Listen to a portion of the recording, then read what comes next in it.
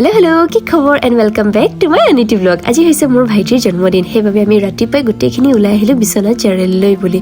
প্ৰথমে আহিছোঁ মন্দিৰত, পিছে এই মন্দিৰখন একেবাৰে নতুন, অহা হোৱাই নাছিলে। আজি সময় সুবিধা গোটেইখিনি মিলাৰ কাৰণে এপাক অহা হ'ল।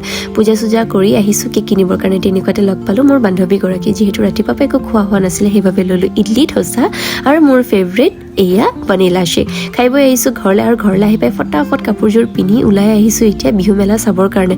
মোৰ লগতে আহিছিলে পিছে বাবলি আৰু জ্ঞানদীপ। আমি আগৰ পৰাই পিছে প্লেন কৰি থোৱাই আছিলে। ইয়াতে আহি পাই ধুনীয়াকৈ বিহু চোৱা হ'ল, আৰু অকণমান ইফালৰ পৰা সিফালে আমি গোটেইখিনি ঘূৰিলোঁ।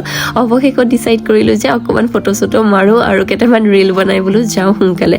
আৰু সন্ধিয়াও যিহেতু হৈ আছে, তাতে আকৌ ভাইটিৰ কেকো কটা হোৱাই নাছিলে, গতিকে সিহঁতক ক'লোঁ যে মোক অলপমান আগবঢ়াই দিয়া, আৰু আমি এনেকৈ অলপমান ঘূৰি মেলি ঘৰলৈ বুলি ওলালোঁ।